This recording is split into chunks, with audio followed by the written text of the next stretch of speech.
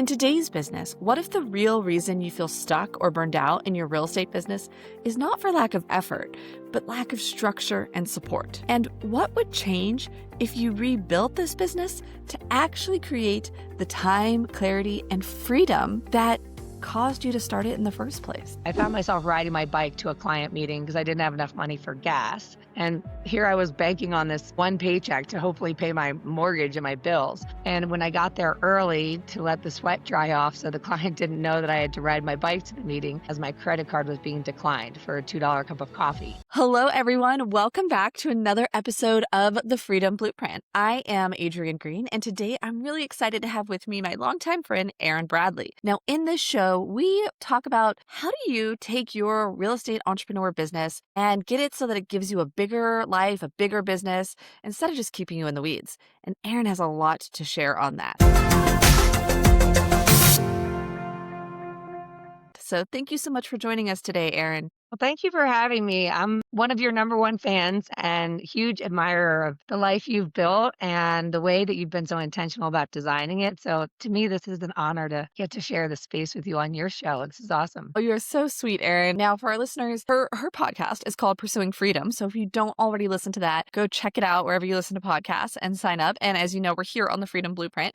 And so Erin and I obviously have like minds. We are all about how can we create a lifestyle that gives you freedom. And we've both done it in kind of or have a lot of experience in doing this in the real estate entrepreneur space. So Erin, for our listeners who are new, can you give us a quick snapshot of your real estate business today and where you started and got here? Sure. So it's a winding road like most, so I'll try to give you the cliff notes, but I actually fell into the mortgage side of the real estate space way back in 2006. And on the heels of having traveled for several years after college, I kind of bartended my butt off and then spent a couple years in Europe, kayaked the coast of Mexico for a month. And I really had that wanderlust that I know you have too, Adrienne. And I had this realization that as the youngest of 5 kids who all went and got good degrees at good colleges, and we all got business degrees. My father was a wealth manager and stockbroker, and all of my siblings had come out of college and gone straight into corporate America. And I had come out of college and saw my 4 older siblings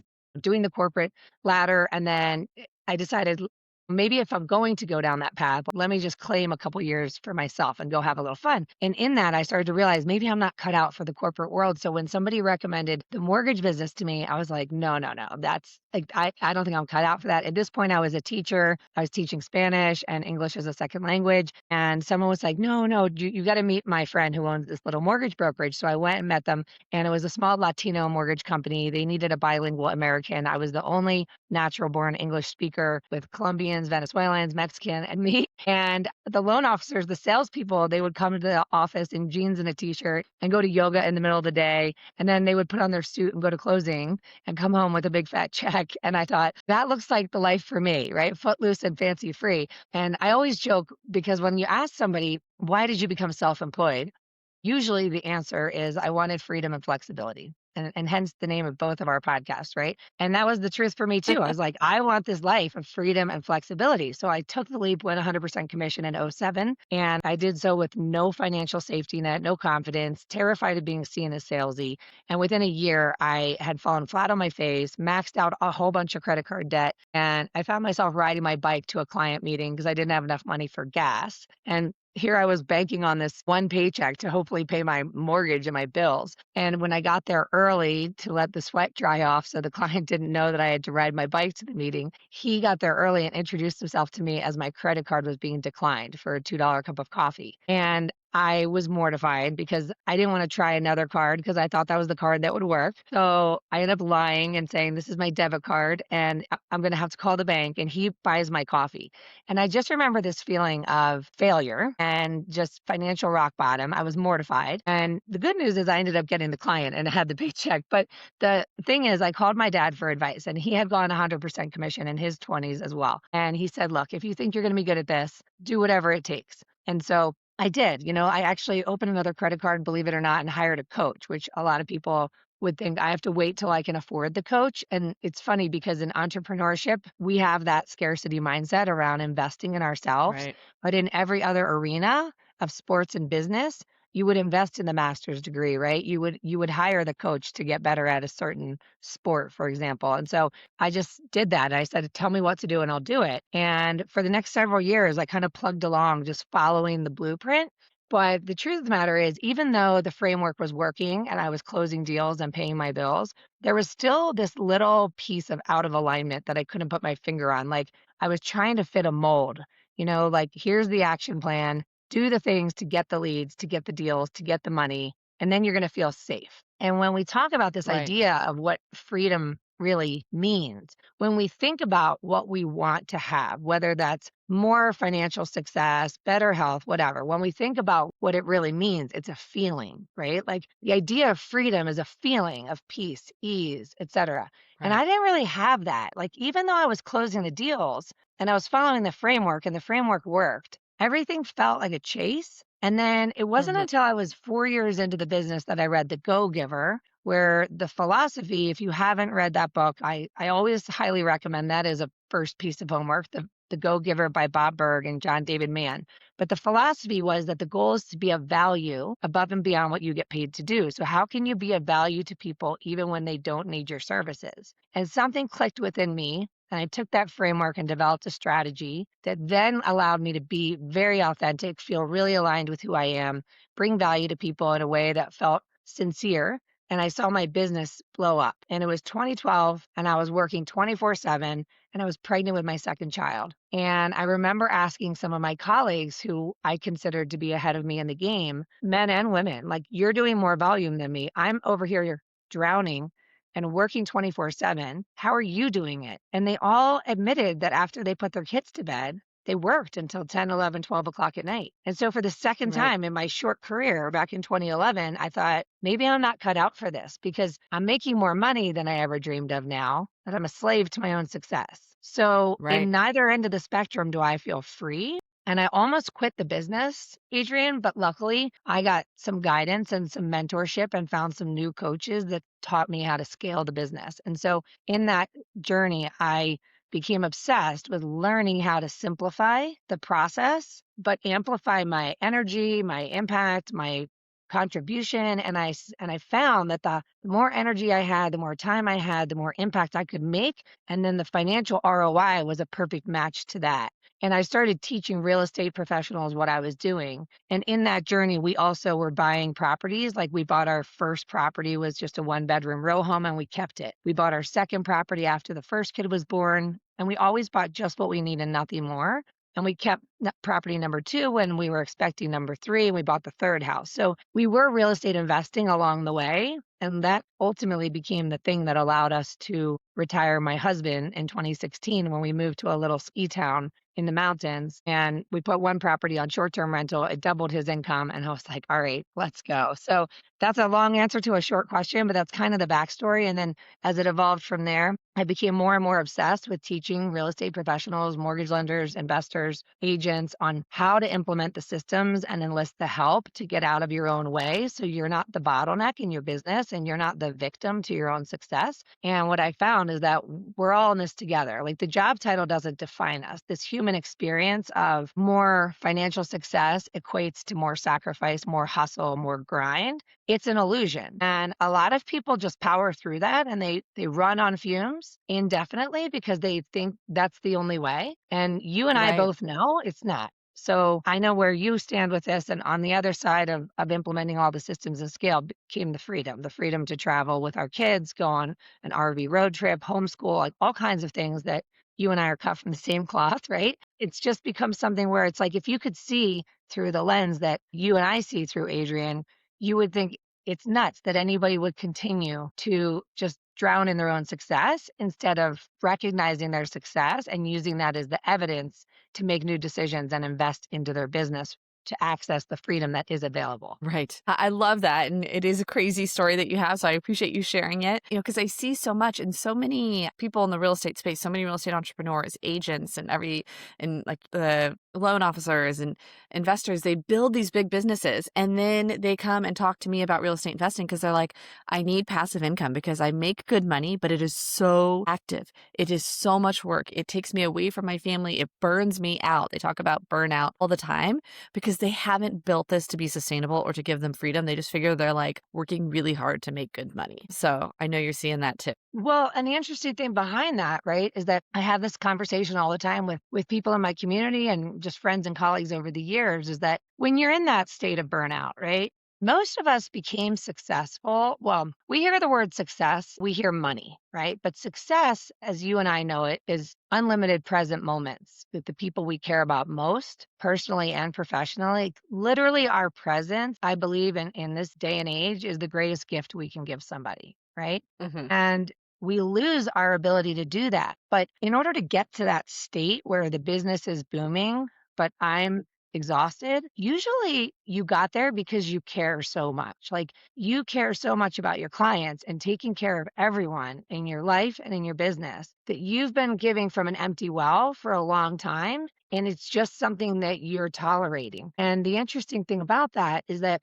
sometimes when we're in that state and we've been there for a long time, we feel ridiculous or ashamed of ourselves for even thinking about complaining because we Right. remember what it felt like to be hungry or to be stressed out financially. And so when we're in that burnout phase where money's good, but I'm not okay, you almost feel embarrassed to say it out loud. Like, I should be lucky. And there's all this stuff going Right. on in our mind. Like, I should be lucky. I should be grateful. I shouldn't complain. And I always say, like, stop shoulding all over yourself. Your exhaustion and your burnout is real and it's valid and it's not necessary. It's not necessary to sustain that or to pretend to be okay. And I actually think what's interesting is that there's even an illusion that we're doing our very best for those we're trying to serve when we're fully depleted. That we Right. could rewrite the Yes. narrative and say, I could do better. My clients deserve better.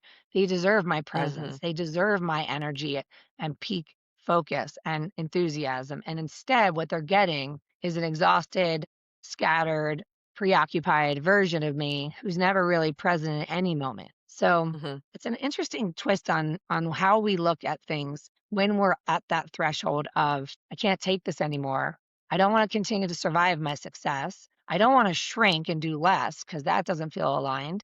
And then the only option Right. then is like, well, how do I enlist the help? Because the rules change as I expand beyond my personal capacity. Right. Yes. We got to start thinking strategically and not just have like a one-to-one linear relationship. So now, when you were at this point and you decided to rebuild your business for more alignment and for more freedom, what were the first operational changes you made that had that really big impact? Well, it's simple and also terrifying is that I hired my first team member. And for me, I chose to hire someone that I knew really well, one of my best friends, actually. And I wouldn't say that I was strategic at all. I actually had no idea what I was doing. She was seemed interested. I needed help. She was looking for a change. And I said, let's do this. And so we spent about 90 days going through the onboarding and training process. And my number one fear came true. The business dried up in that 90 days. My pipeline dried up. I had two closings within like 3 months after hiring her. I had two closings in 1 month. And that doesn't really warrant a full time team member, right? So I looked at her and I was like, okay, it's go time. You do what we've trained you to do for 40 hours a week, and I'll go do what only I can do, which is go love on my clients and give them my attention and my presence. And we went from two closings a month to 12 closings a month in 4 months. And the Awesome. crazy thing is that we had 12 closings in December of 2024. And most agents and lenders live under the myth that there's no business to be had in the winter. And so we Right. debunked that myth because it was really nothing more than the byproduct of my energy turning on again, having more time to pay attention to my clients, bringing more value, having a bigger impact, and all of a sudden seeing the ROI was the growth, right? And we ended up Hmm. more than doubling the business going into 2015. And so it was a real eye opener like, oh, I was the bottleneck. But I couldn't Right. really access that truth until I made the decision with fear along for the ride. So it was Right. terrifying to make the decision. And that's most of our decisions, right? Like most of our big decisions that become the best decision we ever made, they're not made without uncertainty and fear. And to be Right. honest, after that, I hired my nanny after 2.5 years, who was like a little sister to me.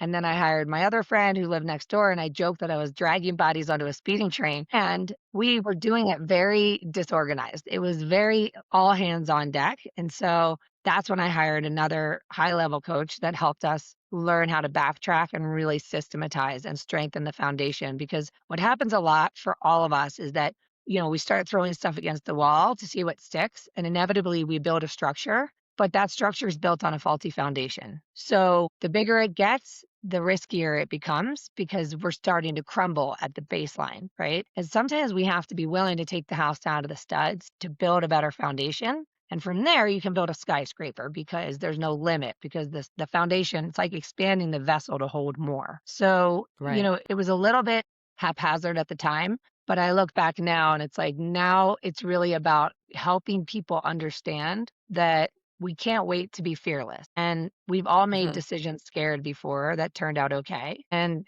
we Mhm. also can't convince ourselves that it's better to just quit or suck it up and survive it. There is another way, and use the growth that you've experienced to date to be the evidence that you have proof of concept. Like your bottleneck isn't that people love you, that they trust you, that you give good customer service. The bottleneck is always your time, energy, and enthusiasm. When that becomes Mhm. compressed, then you're on that seesaw of feast or famine. Right. And there's so many nuggets in there. One of the things that I really related to is the fact that that first hire was scary. And people always ask, like, when should I make my first hire? When should I start growing? And the truth is that it's really good to make it when it still is a little scary because that's where you have the ability, like, it's always going to be a little scary. Like, for me, it was, oh, I'm taking on, like, with that first virtual assistant, I'm taking on, like, yes, I could fire her at any time. And I don't want to. Like, she's feeding her family with her money that she makes from me. Like, I want to make sure that I can keep this going. But the thing is, naturally, when you are having someone else that can handle tasks that are your bottom 80% so you can stay in your top 20%, your business is going to boom.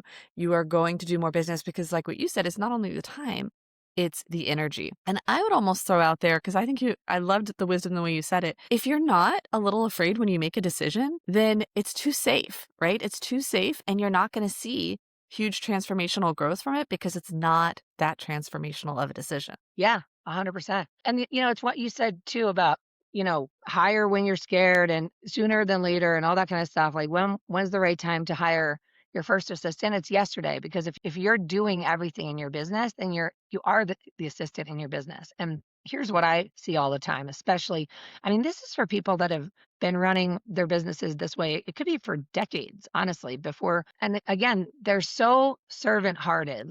This is all coming from a good place of care so much about my clients. I'm afraid that if I hire someone else, they might drop the ball, or I'm afraid that if I hire someone, then I won't be able to pay them. And I don't want to let that person down. So there's all this good hearted nature behind our willingness to be sort of the victim to this roller coaster. But what happens is when there's no business, then you certainly have fear, right? Is that I need to figure out how to go find more business. So Mhm. there's plenty of sales training out there on how to do that. How do you turn on the faucet and go attract opportunities? As soon as those opportunities come in, you get the referrals, you get the leads, right? Most people will be so relieved because they feel like their prayers have been answered that they'll pivot their focus from business development activities, customer service activities, and they'll Mhm. take care of those clients. And by the way, if they happen to get a pop in business that is a little bit more than their personal capacity, now they're just, they're running like a chicken with their head cut off. They're wearing every hat in their business. There's no time to think about slowing down, writing a job description, posting a job, screening applicants, Right. onboarding, training. So at that pinnacle of their business, they'll say to me, like, I don't have a minute to think about how I could possibly bring somebody on because it feels like a chore at that level. But inevitably, Right. their brain is saying, when things slow down, I will fill in the blanks. I'll be more present with my loved ones. I'll hire that person. But the problem is things slow down and we panic again. So we're like stressed out when we're busy. We're stressed out when we're slow. So at what point do you think that you're going to have the confidence to make the investment into your business when you have the time to onboard, train, and get them up to speed? So we've got to Right. instead be a witness to the roller coaster of highs and lows, recognize that it's exhausting, understand that when you have, let's just say, 3 under contract or 5 under contract, you can evaluate the day-to-day activities and you can identify things that could be done by somebody else. And depending if Mhm. that team member is virtual or local, I mean, anywhere, right, from $6 an hour to $10 an hour to $20 an hour, whatever. But we'll do the math and say, okay, in that month when you had 5 closings, or if you're a real estate investor, like in that month where you were doing all the different things and your revenue was at its peak, what did that revenue look like? And then break it down to an hourly wait. And if that person's hourly wage, I'm talking about the professional who needs to hire. Let's say their hourly rate is $150 an hour based on how much they've earned in the best month that they've had. Maybe it's $400 an hour, right? Then every time they do a task could be done by someone even top dollar, $20 an hour. It's costing them $130 an hour, or it's costing them $380 an Exactly. hour. And when you do the math on that, Right. we've had clients where it's costing them $868,000 a year to be the person who makes all these phone calls to coordinate the inspectors and to follow up on the painter that Exactly. needs to come. Like the Yeah. tasks that they're doing, anyone could do. And then the last thing I Right. want to add to that is that when it comes to the tasks that you're doing that anyone can do, and the fear that if you hire someone, that they may make a mistake, that they may mess things up. I always jokingly say to people, once again, you achieved this level of success because of who you are and because of your heart and soul. You care enough to become efficient or effective at all these little tasks in your business, right?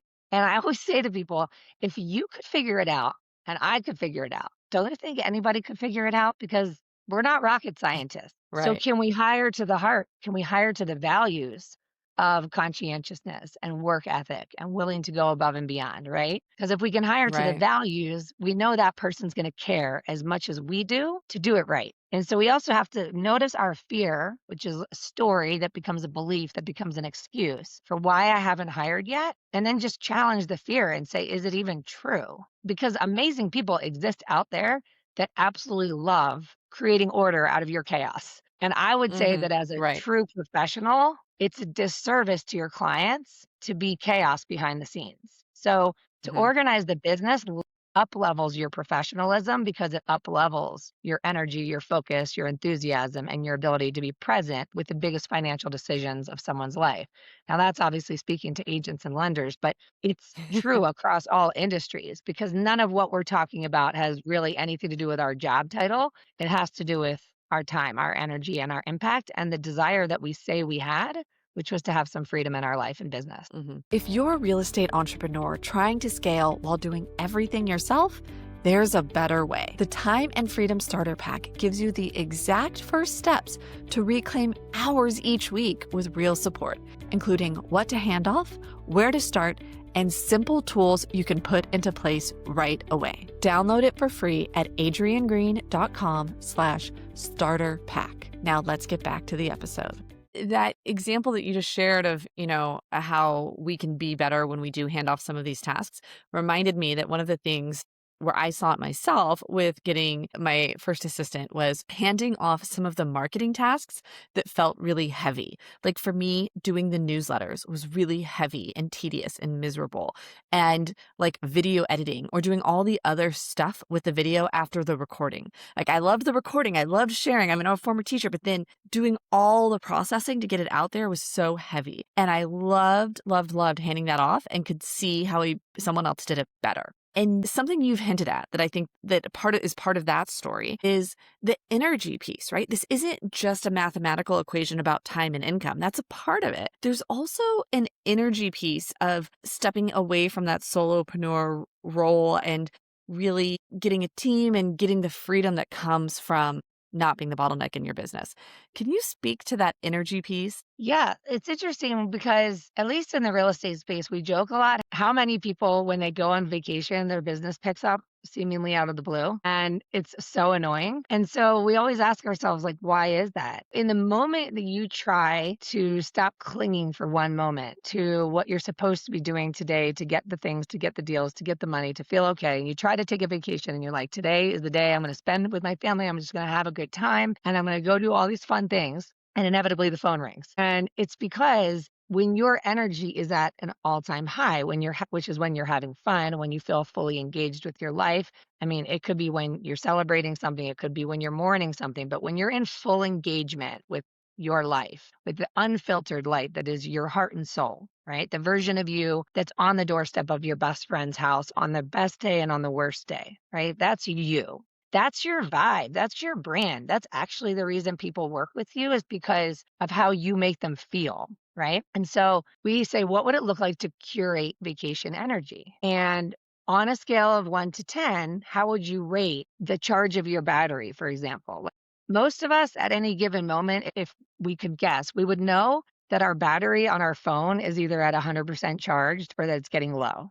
We pay attention to the Right. charge of the battery on our phone because we depend on it so much. But how much Yeah. do you pay attention to the charge of the battery that is you and your energy? And how long have you been walking around, at 5% charged? How does it feel day to day when you're depleted? Does it feel like everything is a grind and everything's a have to and a should? Do you feel like your days are filled with obligation, or do you think your days are filled with interest? Are you having a good time? Do you enjoy the work that you're doing? Do you enjoy the people that you're serving? Or are you just kind of hoping for the best and taking what you can get? So there's a world in which we have to get clear on, who are the people that energize me? Number one, who do I want to serve? Right. Number two, what would it look like to be of value to them, even when they don't need my services? And in doing so, I start to grow a resource directory of other service providers that can help them when they're not using me for something. And then number Right. three is, when do I want to work?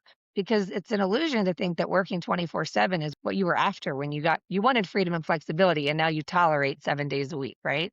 And so Right. when do you want to work? When are you peak energy? And so from there, we can build a plan and a system that requires you to prioritize your energy so that when you engage with your community and build those relationships that are going to create the impact, that are going to create the ripple effect, that are going to attract the referrals, you're bringing the highest energy, most magnetic version of you. And when that Mhm. happens, that's vacation energy. The business seems to come out of the blue, but it comes with a velocity that's in perfect correlation to the amount of your impact and the presence that you bring. So what that looks like is, instead of feeling like I need to be productive all day, every day, I know myself well enough to know when are the windows of time in my days and weeks that I am the most energy, and then protect Mhm. that time like my life depends on it, which means I need someone else doing a lot of the energy draining things so that those things Right. that need to get done that move the needle are still getting done while I'm doing what only I can do, what I love to do, and what has the biggest impact. And that is the way to be more like a sniper rifle in simplifying and creating the business of you. Because really, Mhm. it's not a one size fits all. Yes, there are frameworks we want to adopt and we want to implement systems for consistency, but ultimately, you're the reason that people work with you. And so we really need to Right. figure out how to amplify your energy to magnetize more right fit clients. And it's powerful and it's fast. It's crazy how fast people shift from within and go from 0 under contract to 7 under contract in like 8 weeks. And then they're like, oh my gosh, now I'm drowning in it. And it's like, okay, well, now you know what's possible. So when it slows down, which it will, because you're surviving this season of 7 closings at once, when it slows down, don't second guess yourself. Use the slowdown to build the stronger foundation, because the next time you have 5 to 7 closings a month, it's going to be a blast. It's not going to rob you of your energy or your Right. time or your enthusiasm. Right. And that's what's so exciting, is that when you do get to the point where you've created a business that doesn't rely on solely you, then it can scale and you can get more business without getting the burnout.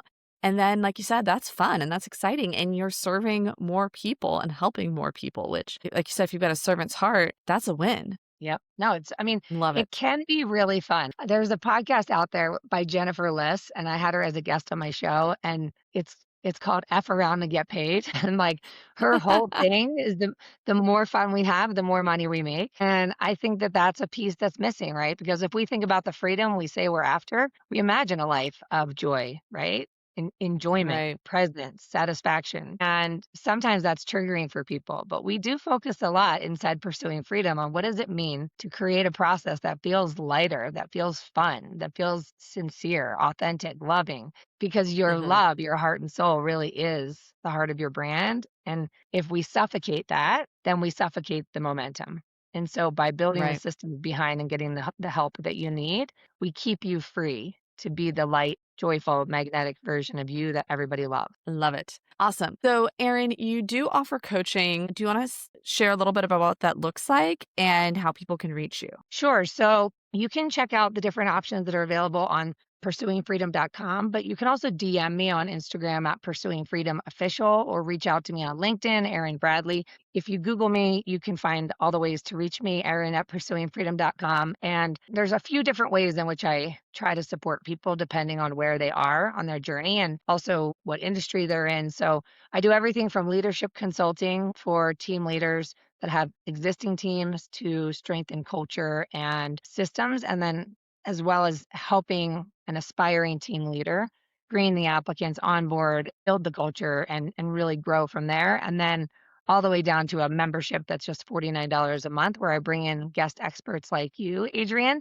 and a whole community of coaches. And I always say it's not the Erin Bradley show. And together we create community with this growing network of real estate professionals from all over the country, all over the world, and then find that camaraderie and that support and a community of people that are also done tolerating burnout and done playing small and wanting to design a business that actually fuels your life instead of drains it. Now, guys, I can testify that Erin is a master connector and I guess like energy inspirer as well, as I think you guys could see from just this conversation we've had here. So if you are in that real estate space, if you are a lender or an agent and this resonated with you, I highly recommend you reach out. We'll have everything in the show notes below. You know, Erin's got this podcast you can listen to. She's got a book you can read. There's so many ways to kind of get an idea of Erin and her message and her vibe, I guess is the first word coming to mind. And if she's a good fit for you, definitely reach out because I think she's some great value to add there. Well, thank you, Erin, for coming on. I've really enjoyed our chance to talk here. This has been fun. Thank you, Adrienne. And I hope you get a great night's sleep. Yeah, well, so guys, we're doing this call while I am in Vietnam. It's 9:45 here, and I have 2 more podcast recordings tonight before sleep. But it's going to be fun because, you know, these are always exciting conversations to hear other people's genius. So I do cherish them. And guys, thank you for listening. This has been another episode of The Freedom Blueprint. Be sure to join me again next week for another awesome guest. We'll see you then.